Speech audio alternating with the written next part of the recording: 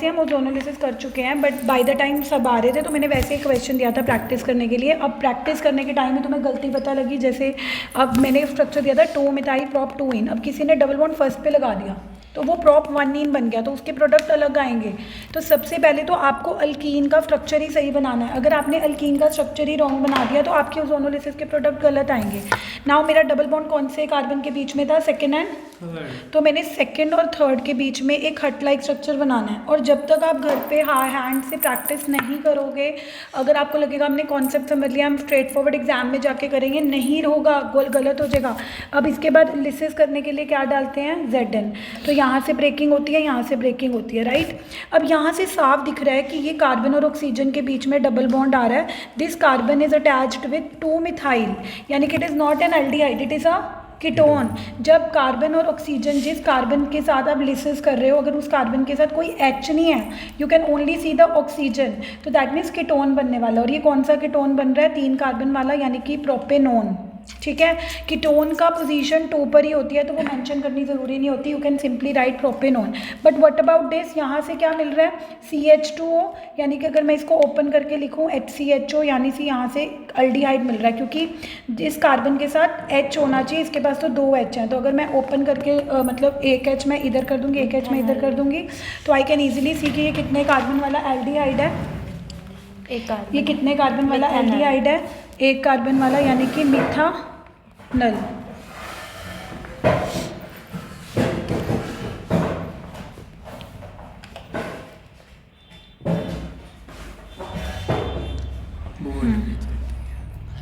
Phone कैसे use कर रहे हो, फोन बंद, इंस्टाग्राम, फोन बंद, क्लियर है ये, मैं तो कहता बोर्ड पे नहीं चलते। चलो अब हम आगे करते हैं फटाफट। आज हमने करना है anti Markovnikov rule. Okay, anti Markovnikov rule समझो, which is also known as peroxide effect. ठीक है, और मैं पहले इसका समझाऊंगी, फिर मैं इसका मैकेनिज्म भी करवाऊंगी। ठीक है, ऑल्दो इसका मैकेनिज्म पिछले नहीं दिख रहा, अब ठीक है, पढ़ाओ। तो एंटी मार्कोनिकोव रूल या पेरोक्साइड का इफेक्ट का मैकेनिज्म ऑल्दो लास्ट 3 इयर्स में नहीं आ रखा, बट जैसे कि कल मैंने आपको बताया था कि हमने वो क्वेश्चंस भी करने हैं जो लास्ट 3 इयर्स में नहीं आए हुए, बट मेरे हिसाब से इंपॉर्टेंट है। तो पहले हम पेरोक्साइड इफेक्ट समझ लेते हैं। ठीक है, पेरोक्साइड इफेक्ट होता क्या है। ठीक है, तो मैंने तुम्हें बताया था कि जब भी हम कोई एल्कीन लेते हैं विच इज़ अनसिमेट्रिकल, अब अनसिमेट्रिकल का कैसे पता लगता है कि अगर डबल बॉन्ड ऐसे 2 कार्बन के बीच में है कि एक कार्बन के पास ज़्यादा हाइड्रोजन है और एक कार्बन के पास कम हाइड्रोजन है, तो यूजुअली क्या होता है कि जब हम किसी भी चीज़ की एडिशन करते हैं तो नेगेटिव पार्ट कम हाइड्रोजन वाले कार्बन के पास लगता है और पॉजिटिव पार्ट फर्स्ट कार्बन के पास लगता है, and double bond changes to single. But वो मार्कोनिकोव रूल होता है, वो क्या होता है, बट ये देखा गया है कि कुछ सब्सटेंसेस एग्जिस्ट करते हैं लाइक पेरोक्साइड, जिनका फॉर्मूला होता है C6H5COOO CO C6H5, यानी कि C6H5CO 2 बार है और बीच में क्या है O, यानी कि इसको मैं सिंप्लीफाई करके C6H5COO ट्वाइस भी लिख सकती हूँ, क्योंकि this group is repeated 2 times, right. अब जब भी आपको एरो के ऊपर पेरोक्साइड लिखा हुआ मिलता है या ऐसा कोई फॉर्मूला मिलता है, तो आपने समझ जाना है कि कौन सा रूल फॉलो होना है, एंटी। कौन सा रूल फॉलो होना है, so what is anti, anti is Markovnikov का उल्टा। अब मार्कोनिकोव कहता था कि नेगेटिव को हमने लेस हाइड्रोजन वाले कार्बन के पास लगाना है, यानी कि अगर पेरोक्साइड नहीं होता तो Br2 पे जाता था, but in the presence of peroxide Br first carbon पे जा रहा है। क्यों, negative is going to which carbon which has more, तो नेगेटिव का ज़्यादा हाइड्रोजन वाले कार्बन के पास जाने का मतलब ही यही है कि आप कौन सा रूल फॉलो कर रहे हो, एंटी मार्कोनिकोव। और पॉजिटिव पार्ट कौन से कार्बन के पास जा रहा है, विच एज लेस। अब हमारे पास क्या होगा कि पॉजिटिव H बीच वाले कार्बन, अब जो तू कल थ्योरी बोल रहा था उसके साथ इसको मिक्स नहीं करना कि मैम जो ज़्यादा हाइड्रोजन है वो तो पहले ही पॉजिटिव है, नहीं, वो कोई थ्योरी नहीं है। बस आपने इसमें ये फॉलो करना है कि नेगेटिव यूजुअली लेस हाइड्रोजन वाले कार्बन के पास जाता है, पर पेरोक्साइड की प्रेजेंस में नेगेटिव किस कार्बन के पास जाएगा, जिसके पास ज़्यादा हाइड्रोजन है, और पॉजिटिव किस कार्बन के पास जाएगा, जिसके पास कम हाइड्रोजन है। तो हमारे पास क्या प्रोडक्ट बनेगा, बोलो मधुर, प्रोडक्ट का नाम पूछ रही हूँ मैं, तो एक 1 ब्रोमोप्रोपेन। वैसे हमें मार्कोनिकोव रूल की प्रेजेंस में क्या मिलता है? 2 ब्रोमोप्रोपेन। अब हमें क्या मिल रहा है? 1 तो ये क्वेश्चन ऐसे भी आ सकता है कि addition of HBr 2 propene, addition of HBr 2 propene leads to formation of 2 bromopropane, but in presence of peroxides we get 1 bromopropane। ये चेयर तो हटानी पड़ेगी, ब्राउन चेयर्स फिर सब दिख जाएंगी। 1 ब्रोमोप्रोपेन। ये हटाऊं? वाई ये वाली चेयर हटा लो, ब्राउन वाली ले आओ। तो ये भी हटा लें, आप कहाँ रखोगे? मैं अपने लैप्स पे रख लूँगी। नीचे बैठ जाते हैं। जल्दी करो यार, सही में नीचे बैठ जाते हैं। जल्दी जल्दी ब्राउन चेयर पे। और मधुर ये खड़ के मेरे सिर पे, मेरे से तो नहीं पढ़ाया जा रहा, बैठना पड़ेगा। जल्दी आओ पास।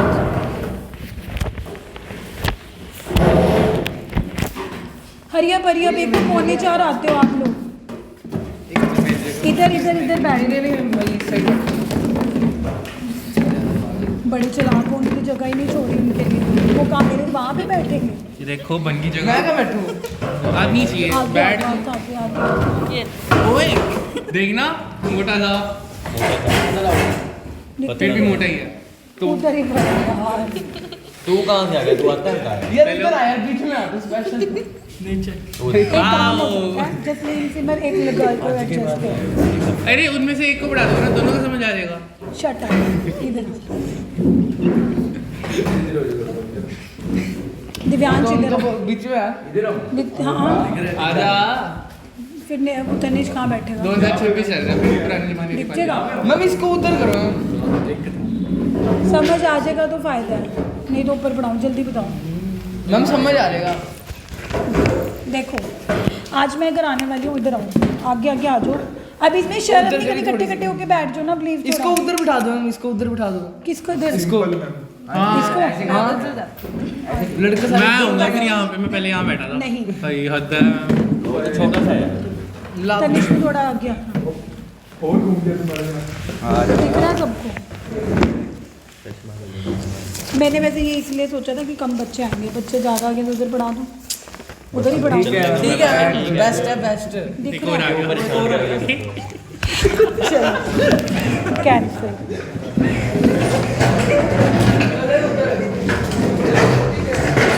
मैं पहले ही अपना यहाँ पे बैग रख चुका था, पता था यहाँ तो आने का।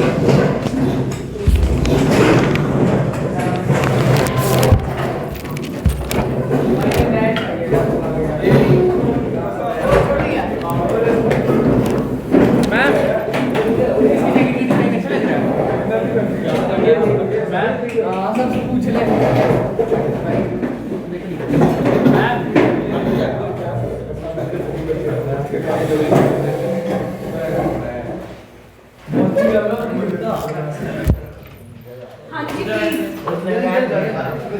बातें नहीं करनी, टाइम पे आए हो। देखो टाइम इज 3:45 के भी नहीं 50 हो गया। चलो एनीवेज, कल हमने अल्कीन्स के वैसे वो सारे क्वेश्चन डिस्कस कर लिए थे जो लास्ट 3 ईयर्स में आए हैं, बट फिर भी कुछ क्वेश्चन ऐसे हैं जो मेरे हिसाब से इंपॉर्टेंट है, तो we are going to discuss those. उसमें से एक एंटी मार्कोनिकोव रूल है। समझ लो एंटी मार्कोनिकोव रूल होता क्या है।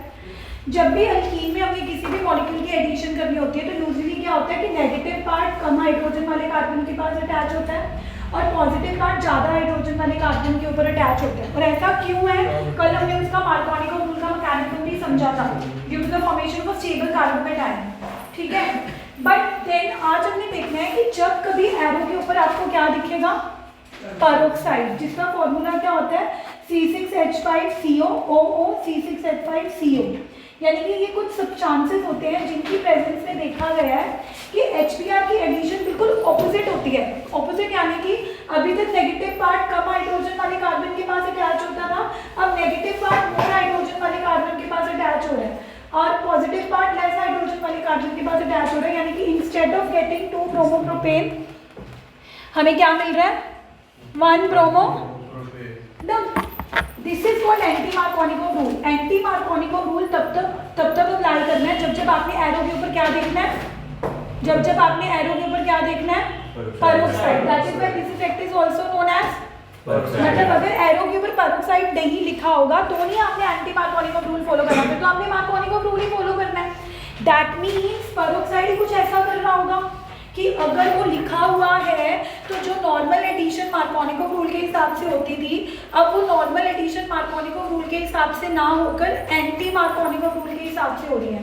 तो ये क्वेश्चन कैसे आएगा? ये क्वेश्चन कई बार मैंने ऐसे आते हुए भी देखा है कि ऐसे स्टेटमेंट से बना देते हैं वो कि addition of HBr to propene, कि अगर हम प्रोपीन में HBr ऐड करते हैं तो वी गेट 2 ब्रोमोप्रोपेन, लेकिन अगर वही हम किसकी प्रेजेंस में करते हैं तो देन वी गेट 1 ब्रोमोप्रोपेन। तो इनडायरेक्टली वो यही पूछ रहे हैं कि पेरोक्साइड ने ऐसा क्या किया कि जब हमें 2 ब्रोमोप्रोपेन मिल रहा था, अब कई बच्चे इसका आंसर लिख देंगे, this is because when you are adding HBr to propene in absence of peroxide, Markovnikov rule is followed, so we get 2 bromopropane, but in presence of peroxide we follow anti Markovnikov rule, so we get इसके आपको answer नहीं मिलेंगे। ये तो आपने superficially answer दे दिया कि जब पेरोक्साइड नहीं है तो मार्कोनिकोव रूल फॉलो करना है, बट जब पेरोक्साइड है तो आपने कौन सा रूल फॉलो करना है, एंटी मार्कोनिकोव रूल। बट अगर ये क्वेश्चन 3 मार्क्स का आ रहा है तो इतनी स्टेटमेंट लिखने से आपको मार्क्स नहीं मिलेगा। एक्चुअल में आपको मैकेनिज्म करके दिखाना पड़ेगा कि आखिर पेरोक्साइड ऐसा क्या कर रहा है, पेरोक्साइड ऐसा क्या कर रहा है कि इंस्टेड ऑफ गेटिंग, हाँ कोई बात नहीं, that instead of getting 2 bromopropane, instead of getting 2 bromopropane we are getting, तो इसका मैकेनिज्म समझते हैं। Let us understand the mechanism of anti Markovnikov rule, let's understand the mechanism of anti Markovnikov rule which happens in the presence of peroxide. तो step 1 समझो।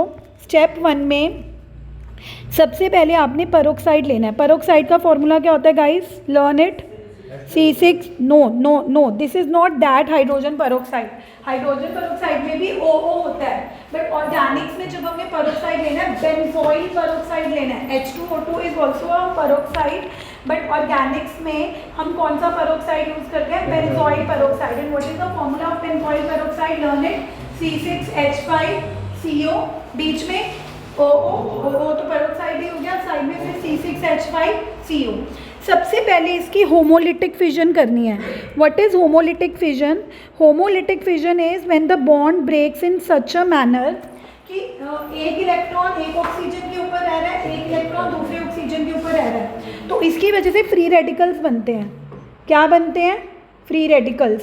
यानी कि step 1 में आपने पेरोक्साइड की होमोलिटिक फिजन करनी है, और होमोलिटिक फिजन की वजह से कभी भी केटायन या अनायन नहीं बनते, न्यूट्रल स्पीशीज बनती हैं, क्योंकि दोनों एक एक इलेक्ट्रॉन अपना लेके जा रहे हैं। ऐसा नहीं हो रहा कि दोनों इलेक्ट्रॉन ही एक एटम लेके जा रहा है। तो इसकी वजह से क्या बन रहे हैं, फ्री रेडिकल। फ्री रेडिकल ना वेरी रिएक्टिव स्पीशीज, ये बहुत अनस्टेबल होते हैं। जाहिर सी बात है अनस्टेबल क्यों है, बिकॉज उनके पास सिर्फ एक अनपेयर्ड इलेक्ट्रॉन है। Electron should be in the paired, electron should be in the paired form. और जैसे कि आप देख रहे हो कि फ्री रेडिकल ऑल्दो न्यूट्रल है, but they have 1 unpaired electron due to they are very unstable. तो ये फ्री रेडिकल अपने आप को स्टेबल करने के लिए कुछ कोशिश करेगा। जैसे ये कोशिश करेगा, ये सोचेगा कि एक इलेक्ट्रॉन तो मेरे पास है, एक इलेक्ट्रॉन मैं यहाँ से ले लूँ तो मैं CO2 बना के स्टेबल हो जाऊँगा। बट ऐसा करने की वजह से एक इलेक्ट्रॉन तो फिर भी रह जाएगा। मतलब इस बेंजोइल फ्री रेडिकल ने अपने आप को स्टेबल करने के लिए CO2 बना के उड़ तो गया, बट क्योंकि इसने एक ही इलेक्ट्रॉन बॉन्ड का लिया, एक इलेक्ट्रॉन तो फिर भी रह गया। यानी कि अभी भी हमारे पास फ्री रेडिकल बन रहा है। Now this is known as phenyl free radical. अब ये फिनाइल फ्री रेडिकल अपने आप को स्टेबल करने के लिए क्या करेगा, HBr के पास जाएगा, जो आपका रिएक्टेंट था। किसके पास जाएगा, HBr के पास। HBr के पास जाएगा ये फ्री रेडिकल, और HBr के हाइड्रोजन को ले जाएगा विद 1 इलेक्ट्रॉन, क्योंकि उसको एक इलेक्ट्रॉन चाहिए। तो ये C6H6 बेंजीन बना लेगा स्टेबल, लेकिन Br के ऊपर फ्री रेडिकल रह जाएगा। तो ये क्या हो रहा है, फ्री रेडिकल्स बन रहे हैं। और इस स्टेप का नाम है चेन इनिशिएशन। इस स्टेप का नाम आपने क्या रखना है, चेन शुरुआत। जब इनिशिएशन का क्या मतलब है, चाइना से कोविड हुआ, चाइना में बंदे को टच किया, जिसकी वजह से उसको क्या हो गया, कोविड। अब वो इनिशिएट हो गया। इंडिया में कोविड की शुरुआत किसने करी? जब चाइना के बंदे ने आके इंडिया के किसी बंदे के कांटेक्ट में आया। तो यहाँ पे जब तक फ्री रेडिकल बन रहे थे, जब पहली बार इस फ्री रेडिकल ने आपके रिएक्टेंट HBr के ऊपर अटैक किया और उसकी वजह से रिएक्टेंट का फ्री रेडिकल बना। अब एक बार शुरुआत हो चुकी है। अब ये Br फ्री रेडिकल अपने आप को स्टेबल करने के लिए दूसरे रिएक्टेंट के पास जाएगा, विच इज़ प्रोपीन। स्टेप 2 में क्या होगा कि फ्री रेडिकल की शुरुआत हो चुकी है, क्योंकि जो रिएक्टेंट HBr था उसके ऊपर अटैक हो चुका है। अब ये अपने आप को स्टेबल करने के लिए प्रोपीन के पास जाएगा। प्रोपीन के पास दो ऑप्शन है कि वो अपना पाई बॉन्ड तोड़ेगा। पाई बॉन्ड बनने की वजह से एक फ्री रेडिकल इधर आएगा, एक फ्री रेडिकल इधर आएगा। अब Br के पास ऑप्शन है, मैं इधर भी जाके बॉन्ड बना सकता हूँ, इधर भी जाके बॉन्ड बना सकता हूँ। अगर Br लेस हाइड्रोजन वाले कार्बन के पास चला गया, अगर Br मार्कोनिको रूल के हिसाब से लेस हाइड्रोजन वाले कार्बन के साथ चला गया, तो यहाँ पे वो खुद तो बॉन्ड बना लेगा, लेकिन अल्टीमेटली एक फ्री रेडिकल कौन से कार्बन पे रह जाएगा? फर्स्ट कार्बन पे। And we know that 1 degree free radical are not stable. तो अब Br क्या करेगा कि मैं पहले कार्बन के पास जाता हूँ, क्योंकि मैंने तो बॉन्ड बना ही लेना है, मेरा फ्री रेडिकल तो खत्म हो जाएगा, लेकिन अल्टीमेटली फ्री रेडिकल कौन से कार्बन के ऊपर रह जाएगा? सेकेंड। और सेकेंड कार्बन पे फ्री रेडिकल रहना इज स्टेबल, तो 2 degree free radical more stable. तो अब हमें आंसर पता लग रहा है कि why in anti Markovnikov rule negative part goes to that carbon which has more hydrogen. Anti Markovnikov को हम रख लेते हैं कि आपने Br नेगेटिव को किस कार्बन के पास लेके जाना है, विच हैज मोर हाइड्रोजन। लेकिन हमें पता नहीं होता रीजन, लेकिन मैकेनिज्म में रीजन क्लियर होता है कि पेरोक्साइड ने असल में ऐसा क्या किया। पेरोक्साइड ने क्या बनाने की कोशिश करी? Free radicals. फ्री रेडिकल बनते बनते बनते जब पहले रिएक्टेंट HBr के ऊपर अटैक हुआ तो उसने कौन सा फ्री रेडिकल बनाया?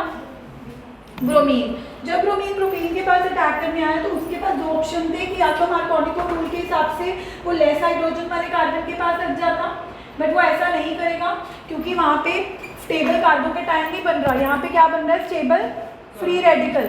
Free radical. और अब कौन सा फ्री रेडिकल स्टेबल को बनाएगा? अगर सेकेंड पे लग गया तो अल्टीमेटली फ्री रेडिकल कौन से कार्बन पे रह जाएगा? First. And 1 degree free radical are not that stable, तो वो प्रोबेबली फर्स्ट के ऊपर जाके अटैक करेगा ताकि अल्टीमेटली 2 डिग्री फ्री रेडिकल। इस स्टेप का नाम बन जाएगा चेन प्रोपगेशन। अब इंडिया में जब एयरपोर्ट पे किसी को कोविड हो गया, इनिशिएट हो गया, आगे से आगे वो किसी और को कोविड करवा रहा है, तो वो इनिशिएट नहीं कर रहा, वो क्या कर रहा है? प्रोपगेट कर रहा है। एंड फाइनली टर्मिनेशन कब होगी? जब ये जो प्रोडक्ट बना है आपका स्टेप 2 में, जो स्टेप 2 में आपका प्रोडक्ट बना है, इसको एक और फ्री रेडिकल कहीं से मिल जाएगा। तो यानी कि जब 2 फ्री रेडिकल मिल जाएंगे, यानी कि अल्टीमेटली आपका कोई भी फ्री रेडिकल नहीं रहेगा, तो इसको बोलेंगे टर्मिनेशन। और टर्मिनेशन में हमें पता लग रहा है कि why bromine is not attacking at second carbon which has less hydrogen, but it is attacking to that carbon which has more hydrogen. तो ये आंसर हमें यहाँ से पता लग रहा है कि क्यों ब्रोमीन लेस हाइड्रोजन वाले कार्बन के पास जाने की जगह किसके पास गया? मोर हाइड्रोजन वाले कार्बन। थोड़ा सा बच्चों को मुश्किल लगता है एंटी मार्कोनिको रूल का mechanism, but this you have to learn it, because by chance अगर ये आ गया तो आपको थोड़ी प्रॉब्लम हो सकती है। बाकी हमने इसकी ओजोनोलिसिस कर ली थी, रिवर्स ओजोनोलिसिस कर ली थी। एक इसकी रिएक्शन है ऑक्सीडेशन, वो तो आपको लर्न ही करना है कि ऑक्सीडेशन की प्रेजेंस में हमें क्या प्रोडक्ट मिलते हैं। एक अल्कीन की बहुत इंपॉर्टेंट रिएक्शन है polymerization. Can you tell me what is polymerization? Polymerization क्या होता है? आपने 10th तक पढ़ा ही होगा। What is polymerization process of alkenes?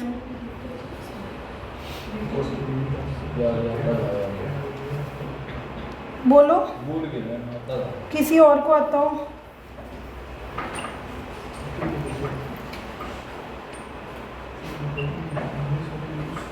Polymerization is a process in which large number of small molecules which are called monomers, they join to form a high molecular mass substance which is known as polymer. जैसे ethene 2 carbon वाली double bond एक molecule है, लेकिन जब एक ethene दूसरे ethene के साथ जुड़ती है, दूसरी इथीन तीसरे इथीन के साथ जुड़ती है और करते करते करते बस जब बहुत सारे इथीन जुड़ जाते हैं तो वो पॉलीथीन बन जाता है। क्या बन जाता है? Polythene, which is used as a polybag, right. So polythene is a polymer of ethene, so ethene is a monomer. Polymerization क्या है guys? It is a process, बोलो, it is a process in which large number of small molecules, और उन small molecules को क्या बोलते हैं? monomers, they merge to form a bigger molecule which has high molecular mass, जिसको क्या बोलते हैं? पॉलीमर। अब आपको ये क्वेश्चन एग्जाम में कैसे आ सकता है? जैसे इथीन है, अब इथीन इज 2 कार्बन वाला स्मॉलर मॉलिक्यूल। ये ड्राइंग नहीं बनानी, लिखो जो मैं लिख रही हूँ रिएक्शन। इथीन के जब n मॉलिक्यूल पॉलीमराइज करेंगे, और पॉलीमराइज जब करते हैं वो हाई टेम्परेचर पे करते हैं, and there is a catalyst called Ziegler Natta catalyst. तो क्या होता है? इथीन का डबल बॉन्ड टूट के सिंगल में हो जाता है, इसीलिए उसकी वैलेंसी आगे पीछे खाली हो जाती है, तो ये दूसरे मॉलिक्यूल से जुड़ सकता है। तो जब बहुत सारी इथीन आपस में जुड़ेंगी तो आपने क्या करा? 2 कार्बन का डबल बॉन्ड किसमें कर दिया? सिंगल, जिसकी वजह से उसके वो अगले इथीन के साथ जुड़ सकता है। अगले इथीन का भी डबल क्या बन गया? सिंगल। तो ऐसे बहुत सारे इथीन आपस में जुड़ने के लिए हमने यहाँ पे एन लगा दिया। इसको आप सिंपल 2 कार्बन से भी दिखा सकते हो, ज़रूरी नहीं है इतने सारे दिखाने हैं, आप सिर्फ 2 कार्बन से भी दिखा सकते हो। आगे पीछे बॉन्ड का मतलब है कि इधर भी बॉन्ड बनते जाएंगे, इधर भी बॉन्ड बनते जाएंगे। That is why this is known as polythene. So polythene is a polymer. और अगर क्वेश्चन आए what is the monomer of polythene, तो मोनोमर इज इथीन। जो स्मॉलर मॉलिक्यूल है उसको मोनोमर बोलेंगे, और उसके एक मॉलिक्यूल के दूसरे मॉलिक्यूल से जुड़ने से, दूसरे मॉलिक्यूल के तीसरे मॉलिक्यूल से जुड़ने से जो पॉलीमर बन रहा है दैट इज़ पॉलीथीन। अब ऐसे ही अगर इथीन की जगह मैं प्रोपीन लूँ तो कोई बता सकता है कि प्रोपीन कैसे जुड़ेगा? अगर प्रोपीन के मॉलिक्यूल जुड़ेंगे तो वो उन्हीं 2 कार्बन से जुड़ेंगे जिनके बीच में क्या है? तो ये देखो, इसको कैसे दिखाना है? डबल बॉन्ड सिंगल हो जाएगा और ये वाला CH3 नीचे, ये वाला CH3 नीचे क्यों जा रहा है? क्योंकि इस मॉलिक्यूल ने अगर दूसरे मॉलिक्यूल से जुड़ना है तो वो इन्हीं 2 कार्बन से जुड़ेगा, क्योंकि इन 2 कार्बन के बीच में डबल बॉन्ड है, एंड डबल बॉन्ड क्या हो रहा है? सिंगल। तो ये बन गया पॉलीप्रोपीन। ये क्या बन गया? किसी ना किसी पॉइंट पे तो ख़त्म होगा ही, बट हम दिखा नहीं सकते ना कि कब ख़त्म होगा, इसीलिए हम दोनों वैकेंसीज शो करके। ये प्रोपीन है, सो दिस इज़ मोनोमर, और प्रोपीन का पॉलीमर इज़ पॉलीप्रोपीन। ऐसे कुछ और पॉलीमराइजेशन भी है जो मुक्कत के एग्जाम में पूछे जाते हैं, बट NCERT में नहीं दे रखे, तो हमें वो करने हैं। जैसे कई बार आता है what is a polymer of PVC। Now PVC is ये हाई टेम्परेचर ज़ीगर-नाटा कैटलिस्ट, इस कैटलिस्ट का नाम है। हाई टेम्परेचर, एटलीस्ट इथीन का तो पता होना चाहिए, बाकी सबका नहीं भी पता होगा तो चलेगा। High temperature and pressure and catalyst is Ziegler Natta catalyst. नहीं याद रहेगा तो कोई बात नहीं, मेन आपको मोनोमर और पॉलीमर याद होने चाहिए। जैसे पॉलीथीन का मोनोमर इज इथीन, पॉलीप्रोपीन का monomer is propene. PVC is polyvinyl chloride. अगर आप इथीन क्या होता है? इथीन क्या होता है Divyansh? CH2 double bond CH2। लेकिन अगर आप CH2 डबल बॉन्ड CH2 का एक H किससे रिप्लेस कर दो? Cl, तो ये बन जाता है विनाइल क्लोराइड। ये कौन सा क्लोराइड बन जाता है? विनाइल। तो अगर विनाइल क्लोराइड के N मॉलिक्यूल्स पॉलीमराइज करेंगे तो ये बनाएंगे पॉलीविनाइल क्लोराइड। PVC का तो यूज़ पता है ना, कहाँ यूज़ होता है PVC किस लिए यूज़ होती है? सीलिंग, हाँ, उस PVC के लिए फॉल सीलिंग वगैरह कराने के लिए यूज़ होता है। तो ये वही PVC है। तो कल को आपसे पूछ सकते हैं कि what is the polymer PVC and what is it's monomer. तो PVC is guys polyvinyl chloride, whose monomer is vinyl chloride which looks like ethene only, बस इथीन में CH2 डबल बॉन्ड CH2 होता है, उसके एक H को आपने किससे रिप्लेस कर देना है? तो जब इथीन के H को आप CH से रिप्लेस कर देते हो what it become? Becomes vinyl chloride. इसके एन मॉलिक्यूल्स जब छूट जाएंगे तो ये क्या बन जाएगा? Polyvinyl chloride. तो पॉलीविनाइल क्लोराइड का मोनोमर इज विनाइल क्लोराइड। कितने पॉलीमर कर लिए? 3, polythene, polypropene, PVC.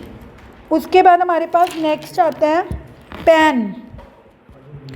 Pan is पॉलीएक्राइलोनाइट्राइल।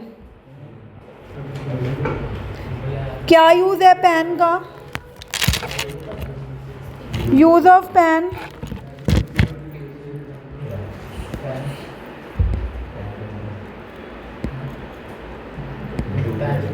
पॉलीएक्राइलोनाइट्राइल का भी मोनोमर ऊपर पीवीसी की तरह ही है। बस विनाइल क्लोराइड में आप इथीन के H की जगह पे क्या लेते थे? Cn। अगर आप इथीन के H की जगह पे क्या ले लोगे? Cn। तो ये बन जाएगा आपके पास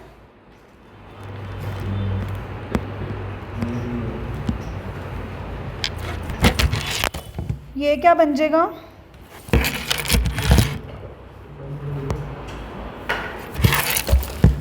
एक्राइलोनाइट्राइल। एक्राइलोनाइट्राइल, तो acrylonitrile is a monomer and if you gonna take n molecules they will polymerize to form।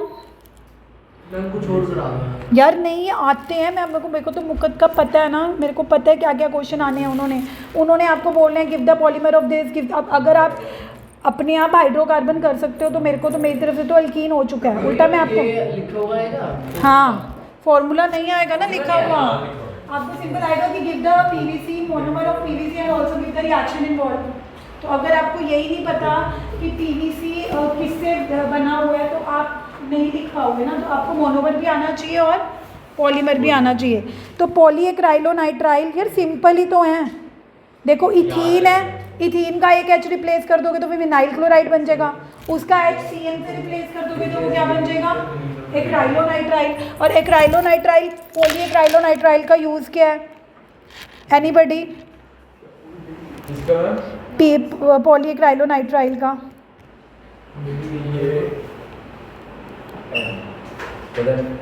ये एयरक्राफ्ट या स्पेसक्राफ्ट में यूज़ होते हैं because of its high tensile strength. इनका जो मटेरियल होता है उनकी हाई टेंसाइल स्ट्रेंथ होती है, उसकी वजह से इनका मेनली यूज़ एयरक्राफ्ट और स्पेसक्राफ्ट में है, ऑटोमोबाइल्स में भी है। And it is also use in blending of blankets, carpets, shawls and socks. Next है हमारे पास पॉलीस्टाइरीन। ये मुकद वालों के लिए तो बहुत इम्पॉर्टेंट है क्योंकि हर बार कोई क्वेश्चन आता ही आता है। पॉलीएक्राइलोनाइट्राइल में आपने इथीन के H को बेंजीन से रिप्लेस करना है और N molecules they will polymerize to form polystyrene.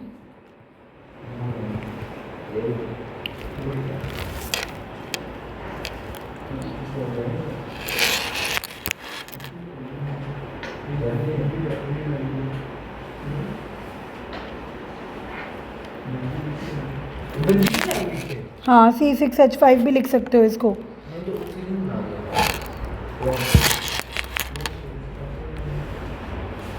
क्या लिख सकते हैं?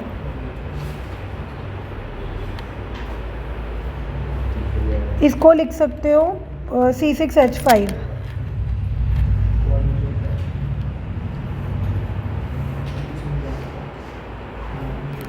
पॉलीस्टाइरीन के यूजेस हैं cups,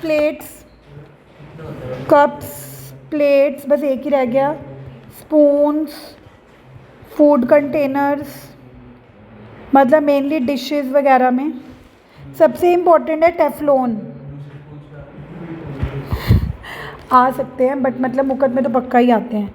CF2 double bond CF2, Teflon सबसे इम्पोर्टेंट है। टेफ्लॉन इज टेट्राफ्लोरोइथाइलिन, मतलब अगर आप इथीन के सारे H F से रिप्लेस कर दोगे that is tetrafluoroethylene and if it will polymerize तो आपके पास पॉली टेट्राफ्लोरोइथाइलिन बन जाएगा। Poly tetrafluoroethylene which is nothing but Teflon. And Teflon is known for very आपके घर में जो नॉन स्टिक यूटेंसिल्स होते हैं, नॉन स्टिक पैन्स होते हैं, उसमें टेफ्लॉन यूज़ होता है। तो बेसिकली नॉन स्टिक पैन्स या नॉन स्टिक यूटेंसिल्स में टेफ्लॉन यूज़ होता है, तो Teflon is very important. So this is the all the polymers of alkyne. तो मैंने अल्कीन में अपार्ट फ्रॉम आपके PY2 जो हमने कल PY2 करे थे, ओजोनोलिसिस वाली रिएक्शन करी थी, और हमने क्या करा था उसमें कॉल्बीज इलेक्ट्रोलिसिस करी थी। उसके अलावा आज जो भी बच्चे हुए क्वेश्चन थे, Markovnikov rule, anti Markovnikov rule और पॉलीमर, एक ऑक्सीडेशन रह गई है with hot KMnO4 with cold KMnO4। वो बस रिएक्शन है, वो आपने लर्न ही करनी है कि क्या बनना है। पॉलीमराइजेशन होगी, ऑक्सीडेशन होगी, ओजोनोलिसिस होगी, anti Markovnikov rule, Markovnikov rule. कल मैंने वो भी करवाया था ना, why alkenes show electrophilic addition reaction and not substitute, क्योंकि अगर वो सब्स्टिट्यूट करेगा तो वो एक सिग्मा बॉन्ड तोड़कर सिग्मा बनाएगा, लेकिन अगर एडिशन करेगा तो टूटेगा कौन सा, पाई, बनेंगे कितने, सिग्मा। तो फ़ायदा क्या है उसको सब्स्टिट्यूशन दिखाकर या एडिशन दिखाकर? हाँ, तो सब्स्टिट्यूशन दिखा के फ़ायदा है कि एडिशन दिखा के फ़ायदा है? एडिशन। और इलेक्ट्रोफिलिक एडिशन ही क्यों शो करता है? क्योंकि पाई बॉन्ड की वजह से electron cloud above the plane and electrons क्या होते हैं, negative, so they will attract positive. Positive are electrophile और न्यूक्लियोफाइल? इलेक्ट्रोफाइल।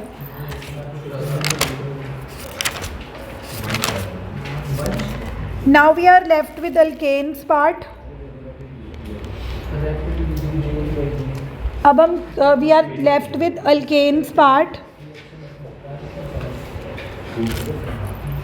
alkanes part रह गया। एक बार मैं PYQs में देख लेती हूँ, नहीं तो अपने अकॉर्डिंग कराती हूँ फिर। alkanes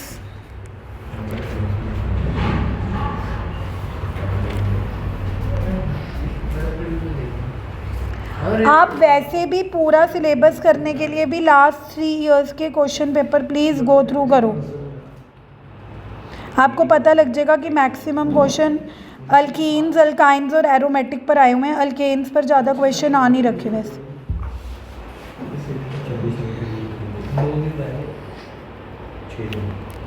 अच्छा, एक क्वेश्चन आ रखा है, करके दिखाएगा कोई? कन्वर्ट, एक क्वेश्चन करके दिखाओ, convert benzene to benzoic acid. एक कन्वर्जन आ रखी है कि आपके पास बेंजीन है और आपको इसको बेंजोइक एसिड में कन्वर्ट करना है। How will you do? Divyansh, can you do this conversion? Please try. No ma'am. Alkanes की एक सैबिटियर सेंडन रिएक्शन आ रखी है, इतनी सौखी होती है ना ऑर्गेनिक्स, और आपको वही नहीं आती। वुड्स रिएक्शन, सही बात है, बहुत वेल सेड। फिंकलस्टीन आ रखी है। नहीं, ये मैं अपने लिए लिख रही हूँ, तो मुझे ये कन्वर्जन करके दिखाओ। Finkelstein bye the time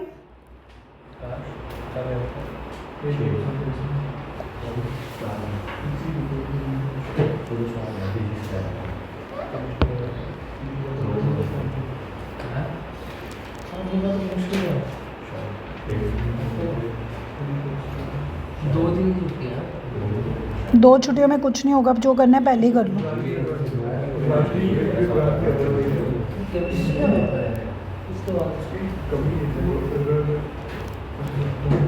right full form of PAN आ रखी है, पॉलीएक्राइलोनाइट्राइल। चलो, किसी से हुई है ये कन्वर्जन? देखो, पहले तो अप्रोच देखो, हमें बेंजीन को किस में कन्वर्ट करना है? सबसे पहले तो आप ये सोचो कि गाइस कि यहाँ पे कार्बन, मतलब बेंजीन के साथ कोई कार्बन ही नहीं है। आई मीन आपको बेंजीन को अगर बेंजोइक एसिड में कन्वर्ट करना है तो मतलब आपको एंटायर कौन सा ग्रुप लेकर आना है? COO। मतलब फॉर एग्जांपल अगर मैं तुम्हें टोलुइन टू बेंजोइक एसिड बोलती, प्लीज़ देखो ऊपर, बंद कर दो फ़ोन। अगर मैं तुम्हें ये कन्वर्जन देती ना कि टोलुइन को बेंजोइक एसिड, तो फिर ये बड़ी सिंपल थी। क्यों? क्योंकि टोलुइन में आप जैसे ही KMnO4 डालते कि इन द प्रेजेंस ऑफ KOH या H2SO4, ये इतना स्ट्रॉन्ग ऑक्सीडाइजिंग एजेंट है कि ये CH3 को किस में चेंज कर देता? COH। क्योंकि अगर आपने एरोमेटिक हाइड्रोकार्बन मेरे पास पढ़ा है तो मैंने आपको पहले ही बताया था कि यहाँ पर 1 कार्बन वाली चेन लगी हो, 2 कार्बन वाली चेन लगी हो, 3 कार्बन वाली चेन लगी हो, all the entire chain is going to oxidize to 1 COOH। But यहाँ पर तो प्रॉब्लम ये थी कि हमने टोलुइन को नहीं कन्वर्ट करना, बेंजीन को करना है। तो आपकी अप्रोच पता है क्या है कि पहले आप बेंजीन को टोलुइन बना लो, क्योंकि अगर बेंजीन एक बार टोलुइन बन गया यानी कि बेंजीन के ऊपर CH3 आ गया, फिर तो उसको COH में कन्वर्ट करना है, जस्ट ऑक्सीडेशन, आपने उसकी ऑक्सीडेशन ही करनी है। बट ये उसी बच्चे के माइंड में आएगा जिन्होंने टोलुइन की ऑक्सीडेशन वाली रिएक्शन अपने माइंड में रखी होगी कि टोलुइन यानी कि अगर बेंजीन के ऊपर कार्बन की चेन लगी होती है तो अगर उसके अंदर KMnO4 डालते हैं तो वो बहुत इजीली किस में ऑक्सीडाइज हो जाता है, COO। अब जिसके दिमाग में वो रिएक्शन ही नहीं है कि what is the action of KMnO4 on toluene, उसके दिमाग में तो ये भी क्यों ही आएगा कि मैं इसको टोलुइन में कन्वर्ट करूँ। तो कन्वर्जन उसी बच्चे के दिमाग में या वही बच्चा सॉल्व कर, मतलब कन्वर्जन एक ऐसी चीज़ है हाईएस्ट लेवल ऑफ ऑर्गेनिक्स, मतलब कि वही बच्चा कर पाएगा जिसके दिमाग में बाकी ऑर्गेनिक्स दिमाग में बैठ रखी है। इसीलिए जिन बच्चों को ऑर्गेनिक मुश्किल लगती है उनको तो मैं बोलती हूँ कन्वर्जन तक तो पहुँचो ही मत, आप सीधा सीधा फूड रिएक्शन लर्न कर लो, व्हाट इज पेरोक्साइड इफेक्ट ये याद कर लो, स्टेट याद कर लो। अब देखो Who will tell me कि बेंजीन को टोलुइन में कैसे कन्वर्ट करते हैं। आप बेंजीन को टोलुइन में वही कन्वर्ट कर पाएगा जिसको फ्रीडल क्राफ्ट एल्काइलेशन रिएक्शन आती है। याद है फ्रीडल क्राफ्ट एल्काइलेशन क्या थी? एल्काइल क्या होता है? मिथाइल। और हम क्या डालते थे? AlCl3Cl नेगेटिव ले जाता था, और जैसे ही मिथाइल इलेक्ट्रोफाइल जनरेट होता था वो बेंजीन के कार्बन के H को रिप्लेस कर देता था, यानी कि बेंजीन को टोलुइन में वो बच्चा इजीली बना पाएगा जिसको कौन सी रिएक्शन याद होगी? Friedel Crafts alkylation. तो जो बच्चे, जब मैंने फ्रीडल क्राफ्ट एल्काइलेशन और एसाइलेशन करवाई थी, जो बच्चे नहीं आए थे उनके दिमाग में तो ये रिएक्शन आ ही नहीं सकती थी, बट इवन जो बच्चे आए थे उनको भी तभी याद आएगी जब वो घर जाके इस रिएक्शन को 5-5, 6-6 बार लिख के देखेंगे। अगर आपको लग रहा है कि मैंने पढ़ाया, आपको समझ आ गया, आपको कल तक याद हो जाएगी, नहीं, to retain in the memory you have to practice. क्योंकि जब आप लिख के प्रैक्टिस करोगे अपने दिमाग में आ जाएगा यार बेंजीन के ऊपर CH3 कब जाता है, जब उसके ऊपर कौन सा चार्ज आता है, क्योंकि बेंजीन इलेक्ट्रॉन रिच है, नेगेटिव अट्रैक्ट पॉजिटिव। CH3 के ऊपर पॉजिटिव जनरेट करने के लिए हम क्या डालते थे, जिसका रोल होता था कि to carry the Cl negative so as to generate CH3 positive. और इसमें क्या जनरेट हो रहा है? Alkyl, methyl, that is why this reaction is known as Friedel Crafts alkyl. सीधा पूछी जाती है एग्जाम में वैसे तो कि write Friedel Crafts alkylation. I showed you last time also कि क्वेश्चन पेपर में सीधा ही आ रखी है।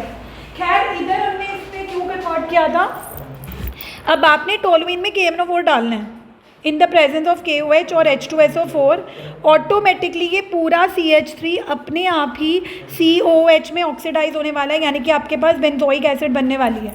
तो ये कन्वर्जन बुकत में सीधी आ रखी है कि convert benzene to benzoic acid. I don't know कि एक बार रिपीट होगी या नहीं होगी, बट ये कन्वर्जन करवाने का सोल पर्पस ये है कि your brain should start thinking like that कि मुझे बेंजीन को बेंजोइक एसिड में कन्वर्ट करना है, पहले उससे कार्बन लेकर आना है। COOH तो बाद की बात है, पहले मैं CH3 तो ले आऊं, क्योंकि CH3 लेकर आना तो फिर भी मेरे हाथ में है। I have Friedel Crafts alkylation, एक बार फ्रीडल क्राफ्ट एल्काइलेशन कर दी, CH3 आ गया, उसके बाद तो आपने ऑक्सीडाइजिंग एजेंट ही डालना। बट ये हायर लेवल ऑफ ऑर्गेनिक्स है, क्योंकि इसमें आपको ब्रेन स्टॉर्मिंग करनी पड़ रही है, आपको सोचना पड़ रहा है कि मुझे बेंजीन को अगर बेंजेनोइक एसिड में कन्वर्ट करना है तो पहले मुझे CH3 लेकर आना है। CH3 लाने के लिए do I have a reaction, yes और no? I have. Which reaction is that? Friedel Craft. फिर उसके बाद अगर CH3 आ भी गया तो can I convert it into COH? Yes, I have oxidizing agent which is KMnO। ठीक है, तो चलो ये by chance by the time I was looking for the question जो अल्केन्स में से आ रखे हैं, तो अल्केन्स में से बस ये 3 नेम्ड रिएक्शन ही आ रखी हैं। तो पहले मैं आपको ये 3 नेम्ड रिएक्शन करवा देती हूँ, फिर जो अल्केन्स का बचा हुआ इंपॉर्टेंट टॉपिक होगा वो करवा दूंगी। बट माय एनालिसिस सेज कि ज़्यादा क्वेश्चन अल्कीन्स के आ रखे हैं, अल्काइंस के आ रखे हैं, या किसके आ रखे हैं? Aromatic hydrocarbon. अरीन्स भी होता है कुछ? एरीन्स इज एरोमेटिक होंगी ना, जो बेंजीन और ये टोलुइन और ये जो फ्रीडल क्राफ्ट एल्काइलेशन, जिसमें बेंजीन आ गई, you can call it arene, you can call it aromatic, this is one and the same thing.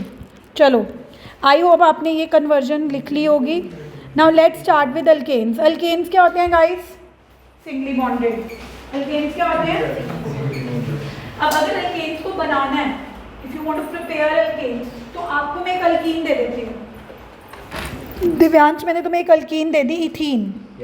तो इसको अल्केन में कैसे कन्वर्ट करोगे? Very good, you will put hydrogen. क्या हाइड्रोजन अपने आप जाके ऐड हो जाएगा? No, you have to add the catalyst. And particularly when you add nickel, this reaction is known as Sabatier. This reaction is known as Sabatier Senderens reduction, जो सीधा सीधा question paper में आ रखी है. The very first named reaction of the chapter, मुझे नहीं पता, बकवास मत मारो. So you know the very first reaction of the chapter अगर टीचर पेपर में डाल रहा है सैबिटियर-सेंडन रिडक्शन और फिर भी आप वहाँ जाके रिकॉल नहीं कर पा रहे हो कि सैबिटियर-सेंडन रिएक्शन कौन सी थी, तो दैट जस्ट ओनली शोज कि आपने प्रैक्टिस नहीं करी है. सिंपल रिएक्शन है कि कोई भी अल्कीन लोगे, डबली बॉन्डेड लोगे, तो उसमें हाइड्रोजन डालोगे तो हाइड्रोजन ऐड होके डबल बॉन्ड क्या हो जाएगा? Single. And ethane will become ethane. But you know this addition doesn't happen on its own, we have to put particular catalyst. वैसे तो हम बहुत सारे कैटलिस्ट डाल सकते हैं लाइक निकल, प्लैटिनम, पैलेडियम, बट पर्टिकुलरली आपने निकल ही क्यों डाला है? क्योंकि this is a named reaction by the name of Sabatier Senderens reduction. Now this is the one way of preparing alkanes. दूसरा भी है कि अगर आपके पास कोई क्लोरो या ब्रोमो वाला कंपाउंड है और उसमें आप सोडियम डाल दोगे, तो सोडियम क्या करेगी? एक मॉलिक्यूल की जगह दो मॉलिक्यूल के साथ रिएक्ट करेगी इन सच अ वे कि एक Na एक Cl ले जाएगा, दूसरा Na दूसरा Cl ले जाएगा, पीछे से दोनों अल्काइल जुड़ जाएंगे, यानी कि कार्बन डबल हो जाएंगे. यानी कि अगर आपके पास स्टार्टिंग में मिथाइल क्लोराइड है तो आपके पास मीथेन नहीं बनने वाला, आपके पास इथेन बनने वाला है. And this reaction is known as Wurtz reaction. The second named reaction of alkanes which is very important is Wood reaction. तो मेरे ख्याल से तीनों बार रिपीट हुई है, तीनों बार. All the question papers you can see Wood reaction आ रखी है. So you can just imagine how important this reaction is, that whenever you take a chloro या bromo with any alkyl chain, अब कल को ये पेपर में question ऐसे भी आ सकता है. The treatment of propyl chloride with sodium in presence of dry ether leads to A. pentane, B. hexane, C. butane, D. none. What is the answer? अगर आप मिथाइल की जगह कौन सा क्लोराइड लोगे? प्रोपाइल. प्रोपाइल मतलब कितने कार्बन? 3. और वुड रिएक्शन में जब आप सोडियम के साथ रिएक्ट करते हो तो जितने भी कार्बन होते हैं वो डबल हो जाते हैं. तो जब एक कार्बन वाला अल्काइल क्लोराइड ले रहे थे तो प्रोडक्ट में कितने कार्बन वाला अल्केन मिल रहा था? 2. तो जब आप प्रोपाइल यानी कि 3 कार्बन वाला क्लोराइड लोगे तो 3 से डबल होके कौन सा प्रोडक्ट बनेगा? Hexane. So what you can just imagine कि जब भी आप क्वेश्चन में सोडियम आता देखो और कोई भी अल्काइल हैलाइड आता देखो तो आपके दिमाग में कौन सी रिएक्शन क्लिक करनी चाहिए? वुड्स. और साथ में आपको ये भी क्लिक करना चाहिए कि वुड रिएक्शन में कार्बन ऑलवेज डबल्स, यानी कि जब मिथाइल लेते हैं तो प्रोडक्ट में इथेन मिल रहा है. सो ऑब्वियसली जब आप प्रोपाइल लोगे, मैं आपको रिएक्शन भी लिख के दिखा सकती हूँ कि अगर आप 3 कार्बन वाला प्रोपाइल क्लोराइड लोगे and if you are gonna treated with sodium, so obviously इस केस में भी आपके पास सोडियम ऑटोमेटिकली 2 मॉलिक्यूल्स के साथ ही रिएक्ट करेगा. एंड ऑब्वियसली अगर वो 2 मॉलिक्यूल्स के साथ रिएक्ट करेगा तो यहाँ के 3 कार्बन और यहाँ के 3 carbon they are gonna join. तो ऑब्वियसली जब आप जॉइन करेंगे तो 3 और 3 कितने हो जाएंगे? 6, यानी कि हेक्सेन. अब ये क्वेश्चन तो नॉर्मली कोई भी बच्चा with a good IQ and with a good understanding of would reaction predict कर सकता है कि हाँ यार प्रोपाइल है, प्रोपाइल इज 3 कार्बन और मैम ने बोला था कि यू नो वुड्स में डबल होते हैं तो 3 का डबल 6 विच इज हेक्सेन. लेकिन अगर मैं इस क्वेश्चन को थोड़ा सा कॉम्प्लिकेटेड बनाना चाहूँ, जो कि कई स्कूल्स में करा जाता है, वो क्या करते हैं, वो इसमें प्रोपाइल की जगह ना आइसोप्रोपाइल लिख देते हैं. अब बच्चा आइसो को तो देखता नहीं है, वो सोचता है आइसो हो या जो भी हो है तो प्रॉप मतलब 3 का डबल 6. नो, आइसो से पूरी गेम क्यों चेंज होने वाली है?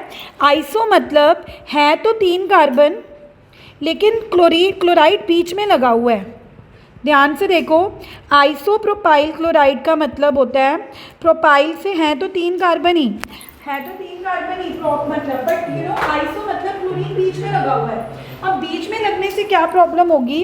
प्रॉब्लम ये होगी कि जब हमारे पास सोडियम Cl लेकर जाएगा तो बीच वाले कार्बन से लेके जाएगा।